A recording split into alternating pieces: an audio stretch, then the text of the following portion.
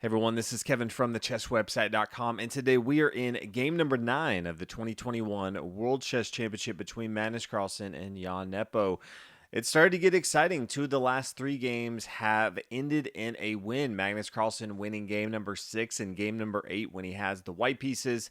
They had a break yesterday, giving Nepo a day off to figure out how he's going to come back and play the white pieces and get a victory today to make things interesting. He has played the same Ruy Lopez anti-Marshall the last 4 times he has tried the white pieces, so definitely interested to see how he comes out today.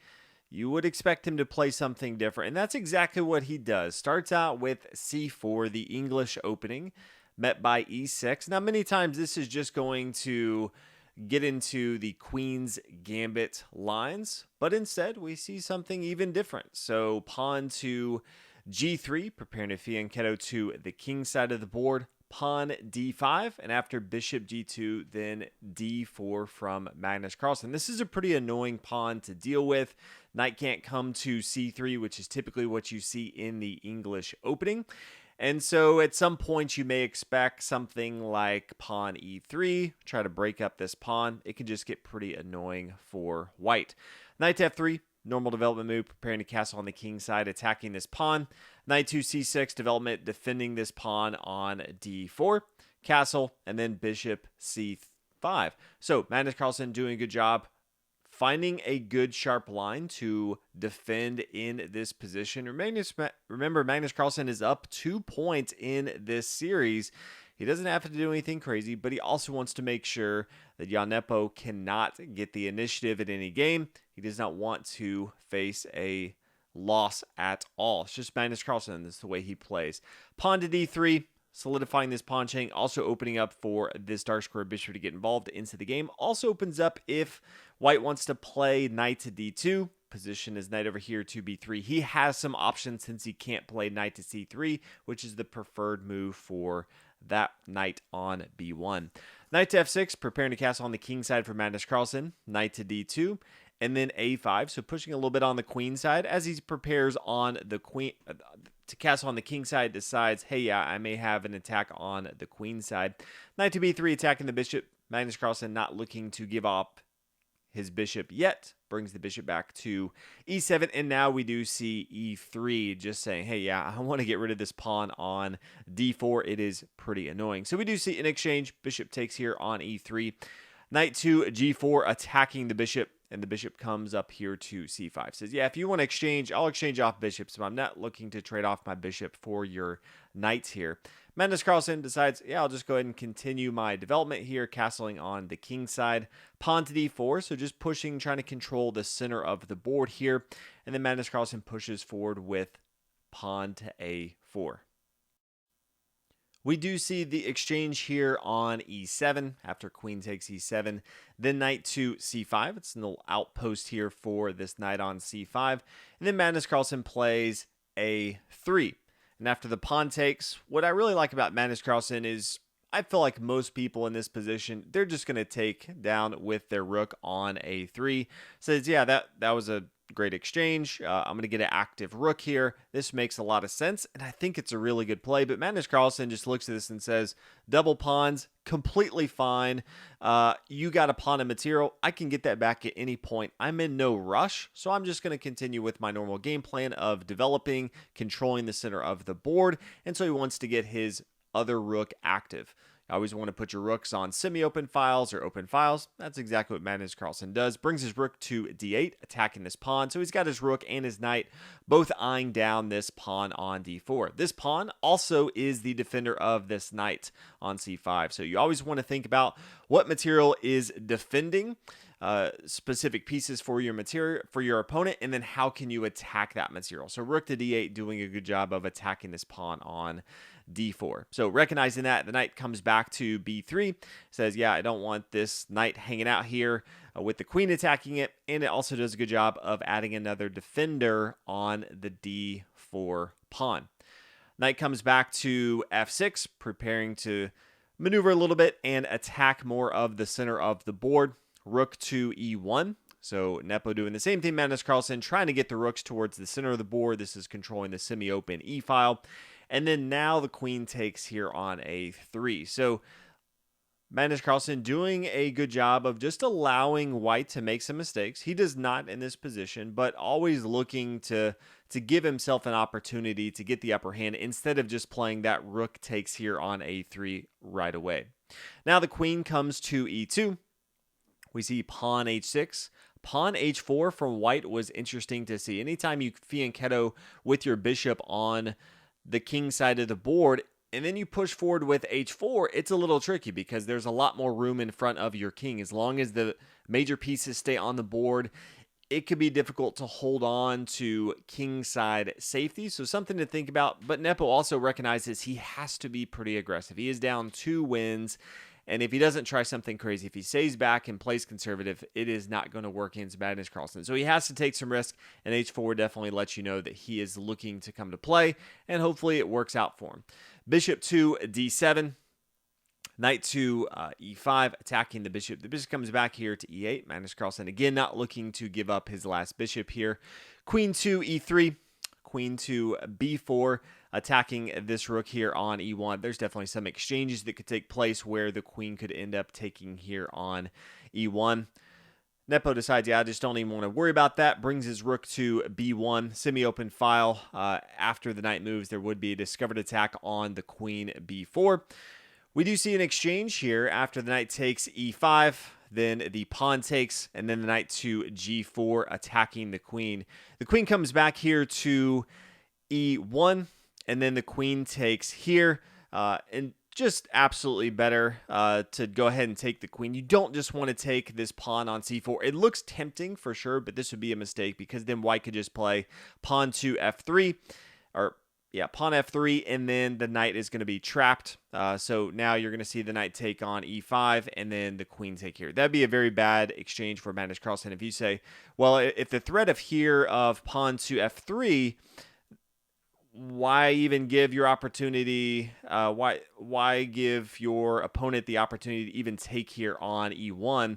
Why not just play something like queen to e2? Well, in this case, then Magnus Carlsen could play h5. And now if f3, then the knight can come back here to h6. So that's the reason that you're not going to see just queen to e2, because that threat does not actually exist. So after knight to g4, then the queen comes back to e1. Magnus Carlsen correctly decides, yeah, we need to go and exchange here, not take this pawn on c4. Now the rook's going to swing over and take on e1. Only logical move. h5 here, preparing for the same thing we talked about if the knight needs to move because it doesn't have any other safe squares. We do see the bishop take here on b7. Rook down to a4. And says, yeah, okay, you're up a pawn in material, but I'll just go ahead and attack this pawn here on c4. We'll get it back. Things will be fine. Nothing to see here. It is all okay. And then Nepo makes probably the biggest mistake in the tournament up until this point. He did make one in game 8 that allowed Magnus Carlsen to go up and winning it, but this was a huge blunder. In the game, he really should have just played f3, forcing the knight to come back here. Bishop comes down e4, rook takes on c4, and completely fine. Both sides are equal in material. White has a pass pawn here on the a file. I think white has a better position all in all. But he got a little greedy, and after the rook comes down to a4, attacking the pawn, he plays the move c5. Didn't find another way to defend the pawn, and so instead, he decided to push forward with his pawn to c5 because he did not see an immediate threat on the pawn on c5. What he didn't think about is that his bishop could be trapped with the move pawn c6. You can see bishop can't take because it's defended by the bishop, and it can't go anywhere else because the rooks are doing a good job of attacking it. So all of a sudden, Magnus Carlsen has the threat, rook to a7, and the bishop is going to fall. That's not very good getting into the endgame against Magnus Carlsen. Pawn to f3, attacking the knight. Sure, knight comes back, h6. Rook to e4. Rook to a7, attacking. Rook over to b4, defending, but that is completely okay because rook to b8, adding another attacker on this bishop, and it's going to fall. No way around that. So pawn a4, rook takes. We do see rook to b6. Magnus Carlsen says, yeah, now I'm up in material. I'm okay with exchanging some material. So after the exchange right here, All of a sudden, Magnus Carlsen goes into the end game, and he is looking in a very, very comfortable position right here. Doesn't have to worry about this pass pawn on the A file. He has his own pass pawn here on the C file, and he does have an extra minor piece. So things definitely looking up for him. Knight to C5. We do see knight to F5. Obviously, this knight here on H6 not doing anything, so wants to start to attack some of these pawns here on the king side. Pawn to A5, forcing the rook to come back to B8. Pawn A6. Anytime you have a passed pawn, Nepo's only opportunity is to push this passed pawn. That's what he does here. Knight takes on G3, just gobbling up some material. Knight to A4, preparing at some point, if he can, to come to B6. And the B6 square is where the knight wants to go. Any other square is going to be problematic for white, but this does give him an opportunity to play knight to B6. Pawn to C5, which I think is a fantastic move from Magnus Carlsen. We just talked about the fact that knight to B6 is really the play to think about. And C5 gets rid of that notion right away and says, if you want to go ahead and take that, that's fine. Because you take here, all of a sudden, Magnus Carlsen plays knight to F5. He can gobble up this material here on H4. They can start trading down material, but it's not going to work out for Nepo. If he now plays pawn to A7, then all of a sudden rook to A8, and you can see this knight is no longer in the equation. It doesn't help at all. It really wants to be here on B6. Where can it really go from here? And so that's why C5, it may not look like a good move because it's just giving up a pawn of material, but Magnus Carlsen is looking at it. He's seeing the threats that are possible, and he's just trying to remove them, even if it means giving up material. Nepo realizes that that's not going to be a good option for him. He cannot take his knight off of the square right now, and he plays pawn to A7. You can see the threat here because let's say Magnus Carlsen looks at this like a mere mortal and says, oh, A7, I have to just play rook to A8. I need to stop this threat. Okay, well now white has knight to B6, as we talked about. And now there's no real way to stop this. He's going to lose material. You either have rook taking here, and then, you know, the rook's just going to fall. Or probably the better option, which Magnus Carlsen would play, is bishop to C6. And after the knight takes, then the bishop takes. And then Magnus Carlsen has to worry about the pawn promoting for the rest of the game. So after we see A7, Magnus Carlsen correctly plays rook to D8. And now you can see that it doesn't really allow for this move, knight to B6. Nepo decides, okay, I'll go ahead and take here on C5. I'll take that pawn of material. But at the end of the day, this is exactly what Magnus Carlsen wanted. There's just no good option here because after knight to C5, then the rook to A8. And now this is game over. No way for Nepo to continue. His knight is no longer involved into the action, and this is good game. So Nepo resigns with the white pieces. Magnus Carlsen goes up 3 points in this series. It is not looking good for Jan Nepo. Magnus Carlsen only needs 3 draws out of the last 5 games. He has 6 points to 3. He needs 7.5 points total to win. Magnus Carlsen just dominating. Doesn't matter white pieces, black pieces. The guy does not make a mistake. If you give him just the smallest window, he is going to capitalize.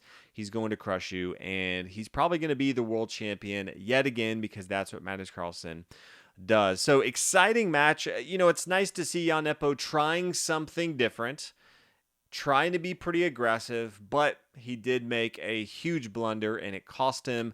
You definitely can't give up your bishop, get it trapped, and expect anything different. But hopefully you guys enjoyed game number 9. I know at the beginning of this entire series, many of you were thinking, oh man, we are going to see just 14 draws go to a tiebreaker. We have not seen that at all. 3 of the last 4 games have all been victories. So pretty exciting stuff. If you're a fan of chess, you're seeing the highest level play, and it's been fun. But thank you guys so much for watching the video, and I will see you guys tomorrow for Magnus Carlsen coming back in game number 10 with the white pieces to see if he can get even closer to the World Championship.